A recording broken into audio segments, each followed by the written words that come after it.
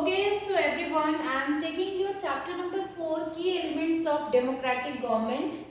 And in this chapter, I will ask some topics. I will ask some points from your side about कुछ topic के बारे में मैं आपसे कुछ पूछूंगी. जरा सा आप बताइए मुझे. जैसे आप ये मैप देख रहे हो, ठीक है? तो इस मैप में 2 कंट्रीज को दिखाया गया है, लोकेट किया गया है. First is your India and second is south Africa. तो साउथ अफ्रीका में हमने किन किन चीज़ों को पढ़ा था, किन किन चीज़ों को डिस्कस किया है, एक एक करके बताओ. Number 1 is racial discrimination. Very good. Number 2 racial discrimination के बारे में और हमने क्या देखा था? हम लोग ने ये देखा था कि जो मैम ब्लैक लोग होते हैं मैम, उन लोग को इतना रिस्पेक्ट नहीं दिया जाता था जितना मैम वाइट लोगों को दिया जाता था. Very good. तो रेशियल डिस्क्रिमिनेशन में हमने देखा था कि कलर्स के बेस पे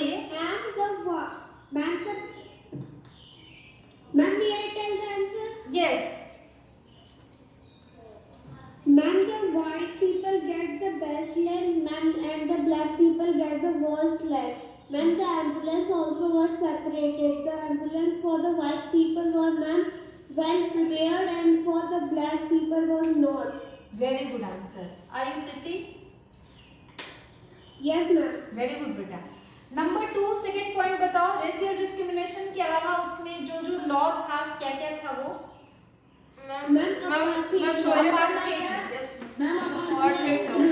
हाँ, तो बेटा what is this apartheid law? Ma'am, apartheid law is a separation of color. Ma'am लोगों के separation of white people and black people. Okay, तो ये लॉ बन गया था. और एक और पॉइंट आप बता सकते हैं साउथ अफ्रीका के बारे में, क्योंकि हम लोग national Nelson Mandela. Very good बेटा. तो नेल्सन मंडेला कौन थे, उनका इसमें क्या रोल था? मैम वो अफ्रीकन नेशनल कांग्रेस के मैम वो भी मैम संवाददाता थे. Very good. Nation Mandela. Very good बेटा. तो आप लोगों ने इतने सारी चीजों को She fight against the apartheid law. हाँ, very good.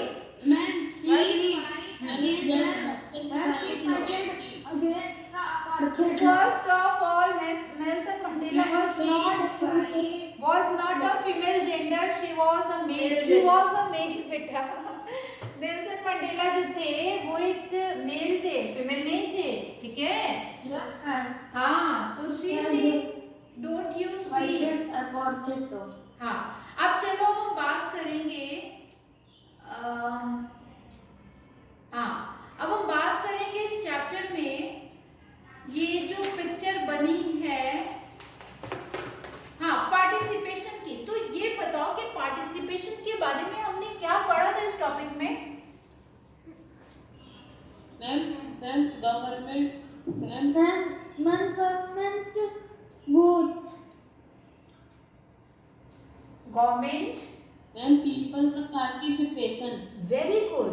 People's participation in government. People's participations. People participation. Very good, Vivek. Very good. Government with voting. हाँ. Ma'am, people participate in government by voting, ma'am, Rallies, by voting, by election, by rallies, big rallies, by protest, ma'am, chanting. by signature campaign, जितने भी अलग अलग तरीके होते हैं, by strike. ठीक है. अब क्वेश्चन ये है कि लोगों को हाँ, अब क्वेश्चन ये है कि भाई पार्टिसिपेशन इलेक्शन में तो इसलिए हो रहा है क्योंकि एक नए गवर्नमेंट को बनाना है जो कि हमारे लोगों के ही रिप्रेजेंटेटिव होंगे और वो गवर्नमेंट में जाएंगे, तो हम उनको चूज करके भेजेंगे, तभी तो डेमोक्रेटिक कंट्री तभी तो कहलाती है ना, क्योंकि हमारे गवर्नमेंट हमारे द्वारा चूज किए गए हैं. और आपके चैप्टर का नाम है की फीचर्स ऑफ डेमोक्रेटिक गवर्नमेंट. तो चैप्टर का नाम है की फीचर्स. तो की फीचर्स इसलिए नाम है ना क्योंकि हमारा गवर्नमेंट हमने चूज किया है. तो यहाँ पे जो टर्म आया है पार्टिसिपेशन वो आपके चैप्टर से कैसे जुड़ा हुआ है? Can you tell how this term is related to your chapter name? Because in the both awards we participate.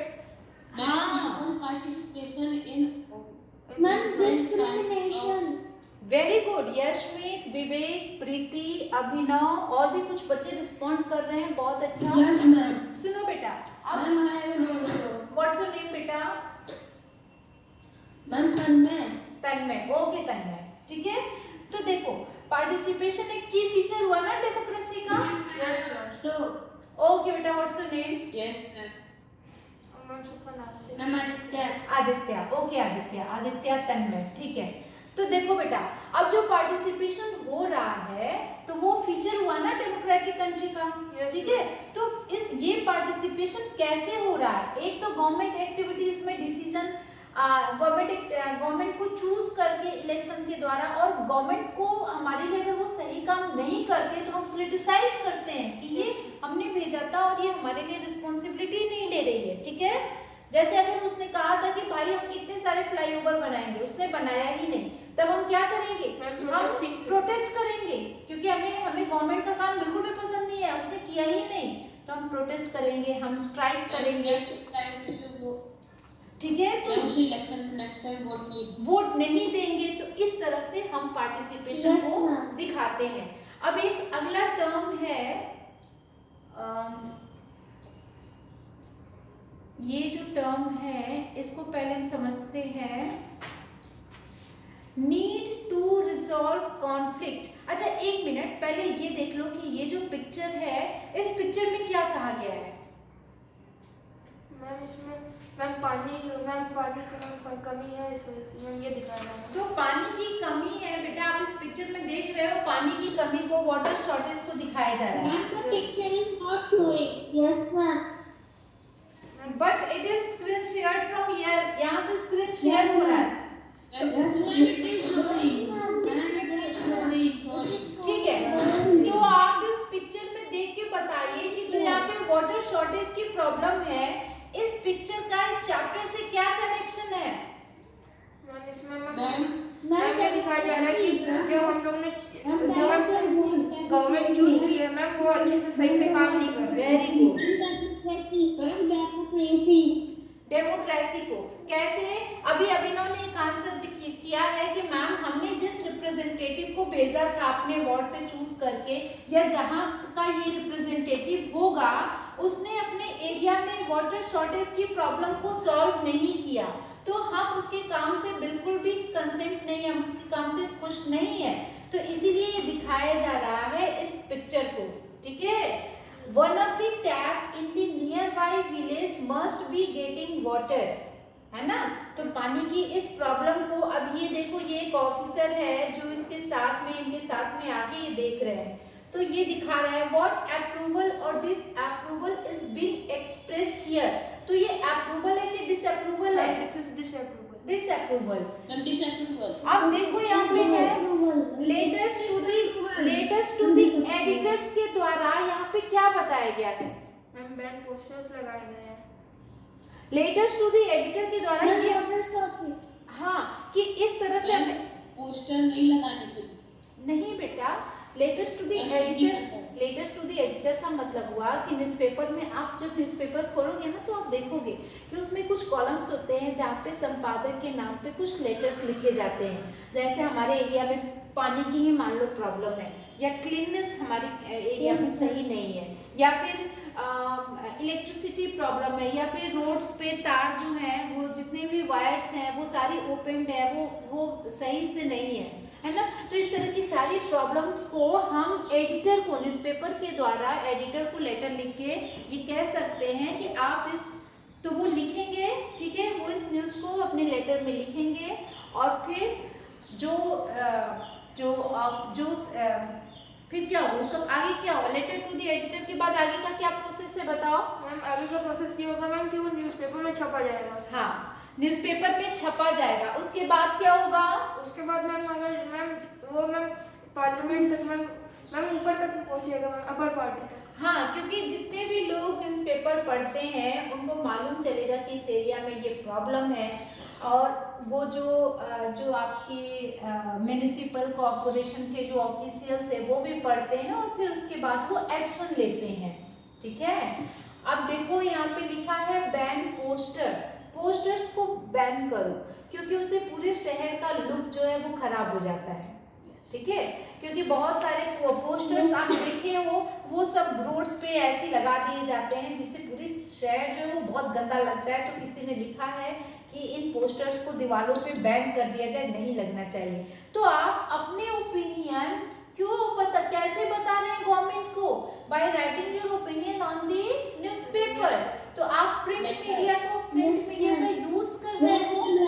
ठीक है, अब यहाँ पे लिखा है टेक एक्शन। अब ये गवर्नमेंट को ये किसी ने लिखा है, it is worrying to know that tiger population is falling, tigers are being hunted and killed by poachers. तो जो ये किसने लिखा है? असम गुवाहाटी में सोहन पाल ने लिखा है। ठीक है, तो इस तरह से आपको कोई भी प्रॉब्लम है, कुछ भी है, तो आप आर्टिकल के रूप में न्यूज़पेपर में उसको लिख सकते हो। ठीक है, ये सारे न्यूज़पेपर में कि आप चाहते हैं कि ये बदलाव आए। ठीक है, अब देखो नेक्स्ट है need to resolve conflict. Conflict को हाँ मैम, जैसे हमने न्यूज़पेपर में आर्टिकल लिख दिया तो हम लेटर में भेज सकते हैं अपने रिप्रेजेंटेटिव को। अगर आप चाहें तो आप लेटर टू एडिटर भी लिख सकते हैं, आप चाहें तो एक आर्टिकल के फॉर्म में भी। लेकिन आप क्योंकि आप बहुत बड़े आर्टिकल नहीं लिख सकते हैं, क्योंकि आपको उतनी नॉलेज नहीं होगी कैसे इतना कुछ लिखा जाए। पर हाँ, आप लेटर तो लिख सकते हो ना कि जो भी लेटर लिखने का फॉर्मेट होता है, to the editor the Times of India, through this letter I want to draw the attention of this municipal corporation, ठीक है, टू क्लीन माय एरियाज। वो पूरा का पूरा जो फॉर्मेट है वो आप उनको बताओगे ना, तभी तो आपकी प्रॉब्लम सॉल्व होगी। तो फिर ठीक है, तो इस तरह से आप उनका अटेंशन, ध्यान अपनी तरफ ला सकते हैं, अपनी प्रॉब्लम की तरफ, फिर वो एक्शन लेते हैं। अब एक टॉपिक है नीड टू रिजॉल्व कॉन्फ्लिक्ट। ये किस कॉन्फ्लिक्ट की बात हो रही है?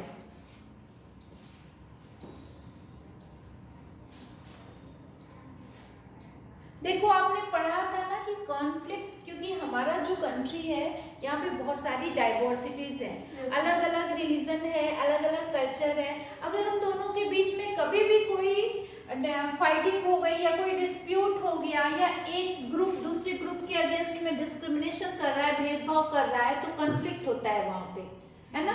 उस कॉन्फ्लिक्ट को सॉल्व करने के लिए कौन रिस्पॉन्सिबल होता है? गवर्नमेंट होती है, गवर्नमेंट होती है। अब गवर्नमेंट के अलग अलग पार्ट हैं, ठीक है। अब क्या नरेंद्र मोदी और उनकी जो मिनिस्टर्स कैबिनेट है वो थोड़ी आके इस प्रॉब्लम को सॉल्व करेंगे?